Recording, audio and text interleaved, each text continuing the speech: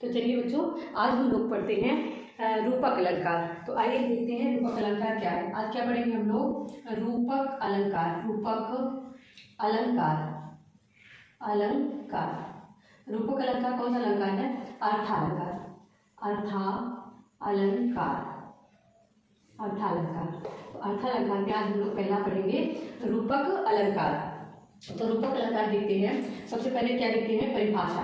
परिभाषा, रूपक अलंकार की परिभाषा।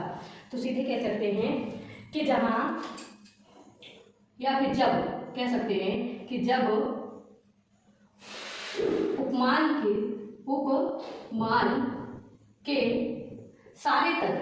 सारे तत्व उपमेय में अप्रस्तुत रूप से आ जाएं, अप्रस्तुत रूप से आ जाए, अप्रस्तुत रूप से आ जाए, तो वहाँ क्या होता है जानते हो? वहाँ रूपक अलंकार होता है। तो वहाँ क्या होता है? रूपक अलंकार होता है, अलंकार होता है। अर्थात कह सकते हैं जब उपमेय को ही क्या कहा गया? जब उपमान के सारे तत्व उपमेय में अप्रस्तुत रूप से आ जाएं, तो वहाँ रूपक अलंकार होता है। अर्थात उपमान को ही उपमेय में मान लिया जाए। अर्थात उपमान को ही उपमेय मान लिया जाए, उपमेय मान लिया जाए, तो वहाँ रूपक अलंकार होता है। तो वहाँ रूपक अलंकार होता है, अलंकार होता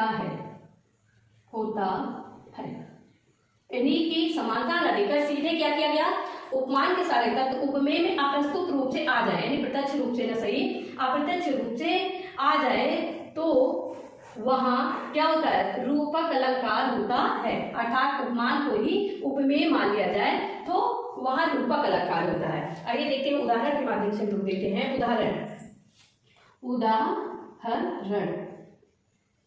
उदाहरण आप चलिए देख लेते हैं हम लोग। उदाहरण में आपने क्या कहा? माया दीपक नर पतंग। माया दीपक नर पतंग। माया दीपक नर पतंग मान लिया गया कि माया क्या है? माया दीपक के समान है और नर जो है एक पतंगे कीड़े के समान है।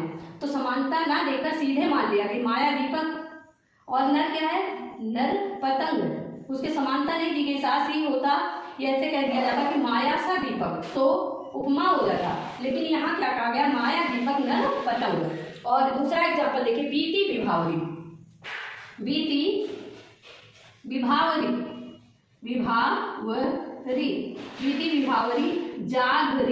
जागरी।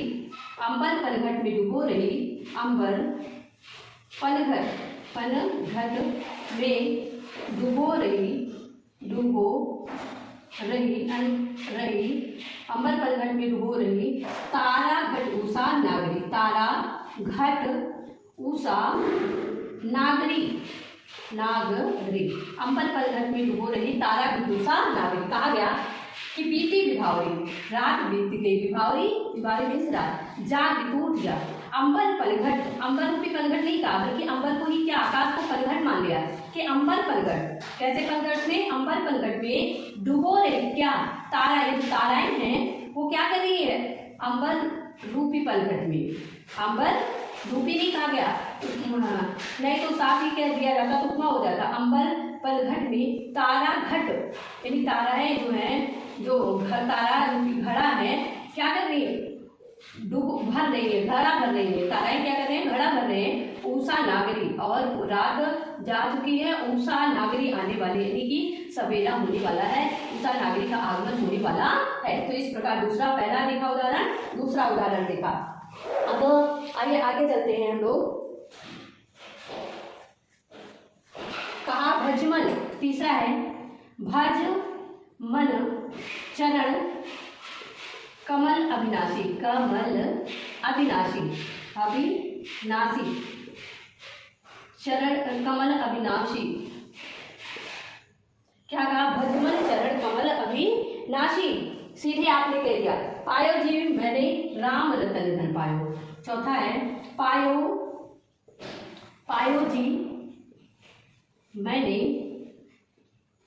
राम रतन।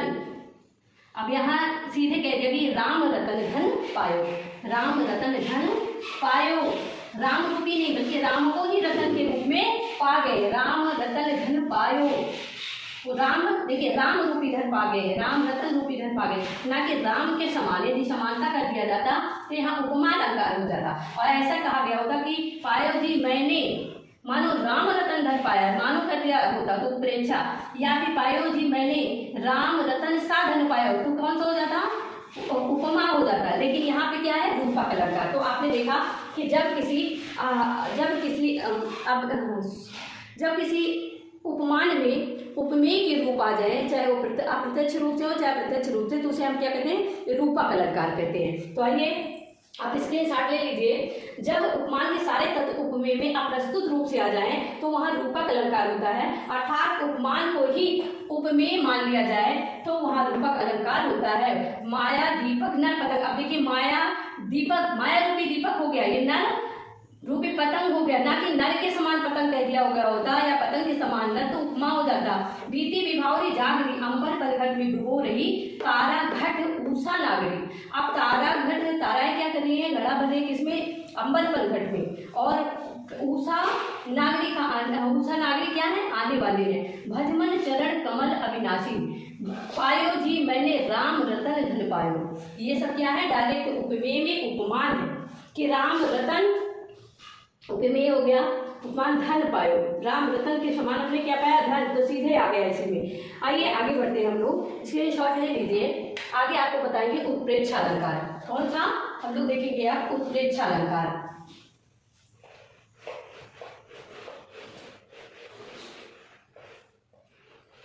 कौन सा? उत्प्रेक्षा अलंकार। उत्प्रेक्षा, उत्प्रेक्षा अलंकार, अलंकार। अब इसकी परिभाषा देखते हैं। परिभाषा, परिभाषा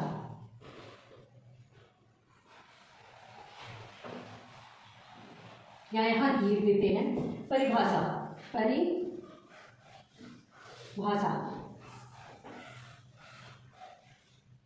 चलिए अब इस उत्प्रेक्षा का क्या है कि मानो जब उपमेय में उपमान की सीधे कह सकते हैं संभावना की जाए, जहाँ काव्य की पंक्ति में क्या हो? जहाँ उपमेय में उपमान की संभावना की जाए, जहाँ उपमेय में उपमान की संभावना व्यक्त की जाए, की संभावना व्यक्त की जाए, जहाँ उपमेय में उपमान की संभावना व्यक्त की जाए, वहाँ क्या होता है? उत्प्रेक्षा अलंकार, उत्प्रेक्षा अलंकार होता है, अलंकार, उत्प्रेक्षा अलंकार होता है सीधा, कि जहाँ उपमेय में उपमान की संभावना व्यक्त की जाए वहाँ उत्प्रेक्षा अलंकार होता है। पहचान इसकी है, जैसे कोई वर्ड आ गया तो आप पहचान सकते हैं। पहचान हो गया इसका, जन जानो, जन जानो, मन मानो, जन जानो मन मानो, आदि वर्ण आए, तो वहाँ उत्प्रेक्षा अलंकार होता है, वहाँ उत्प्रेक्षा अलंकार होता है, अलंकार होता है। अब कहा गया क्या था आपने, जहां उपमेय में उपमान की संभावना व्यक्त की जाए वहां उत्प्रेक्षा अलंकार होता है। पहचान इसकी है, जन जानो मन मानो आदि वर्ण आए तो वहां क्या होता है, उत्प्रेक्षा अलंकार। अब उदाहरणों के द्वारा हम लोग समझते हैं। उदाहरण क्या, उदाहरण, आइए उदाहरण देखते हैं हम लोग क्या है।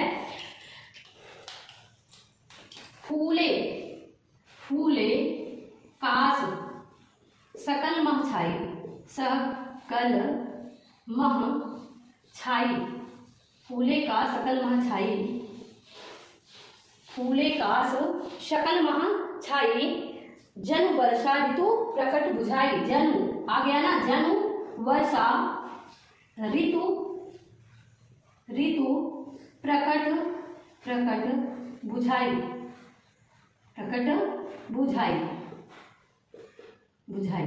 क्या कहा, फूले कास सकल मह छाई, जन वर्षा ऋतु प्रकट बुझाई।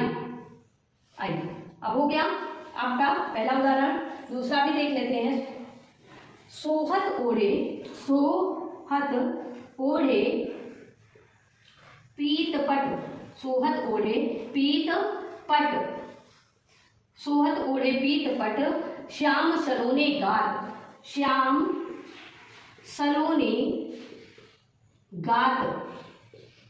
मानो सोहत ओढ़े पीत पटो श्याम सलोने गात, मानहु नीलमणि शैल पर, मानहु, मानहु नील मणि, मानहु नीलमणि शैल पर, शैल पर, आतप पड़्यो प्रभात, आतप पड़्यो, पड़्यो प्रभात, प्रभात। मानो मानो नीलमणि शैल पर आतप पड़्यो प्रभात। सोहत ओढ़े श्याम, सोहत ओढ़े पीत पटे श्याम सलोने गात, मानो नीलमणि शैल पर आतप पड़्यो प्रभात। मानो आ गया, देखिए क्या है यहाँ पे, इसमें भी आया है जनु, पहचान हुई ना। यहाँ पे आपने कहा जनु जानो मन मानो, और यहाँ क्या आ गया, मानहु, मानहु नीलमणि शैल पर आतप पड़्यो प्रभात। अब इसमें क्या हुआ, अभेद आरोप होने के कारण, सॉरी, इसमें कहा गया ना क्या, उपमान की संभावना व्यक्त की जाए। तो यहाँ संभावना कि फूले का सकल मह छाई, जन वर्षा ऋतु प्रकट, ऐसा लग रहा है कि जो काश फूली हुई है वो फूले का सकल मह छाई, और सभी जगहों जो ये काश फूले हैं ऐसा छाया हुआ है। जन वर्षा ऋतु प्रकट बुझाई, ऐसा लग रहा है बिना वर्षा के समय के वर्षा आ गई है, प्रकट हो गई है, ऐसा बुझाई में जान पड़ता है। जन जानो जन वर्षा ऋतु प्रकट बुझाई। फिर कहा सोहत ओढ़े पीत पट श्याम सलोने गात, ऐसा लग रहा है श्याम सलोने गात, श्याम जी जो पीले रंग का वस्त्र धारण कर रहे हैं, किए हुए हैं, ऐसा लग रहा है मानो नीलमणि शैल पर, क्योंकि श्याम जी किस कलर के थे, नीले कलर के थे, और पीत वस्त्र धारण किए थे, पीत कलर के जो पीत रंग है उस रंग के वस्त्र धारण किए थे। तो ऐसा लग रहा था कि जैसे नीलमणि, नीले मणियों के ऊपर क्या पड़ रही है, शैल पर बड़ी नीले मणि का पर्वत हो, और उस पर आतप पड़्यो प्रभात, और उस पर पीला वस्त्र, पीला कलर पड़ने के कारण ऐसा लग रहा है जैसे प्रभात हो, सुबह का समय हो। तो ये रहा आपका उत्प्रेक्षा अलंकार। कौन सा, उत्प्रेक्षा अलंकार। आप स्क्रीनशॉट ले लीजिए, तब हम आगे बढ़ते हैं। उत्प्रेक्षा अलंकार, जहाँ उपमेय में उपमान की संभावना व्यक्त की जाए वहाँ उत्प्रेक्षा अलंकार होता है। जन जानो मन मानो आदि वर्ण आए तो वहाँ उत्प्रेक्षा अलंकार होता है। फूले का सकल मह छाई, जन वर्षा ऋतु प्रकट बुझाई, सोहत ओढ़े पीत पट श्याम सलोने गात, मानव नीलमणि शैल पर आतप पड़्यो प्रभात। चलिए आगे बढ़ते हैं हम।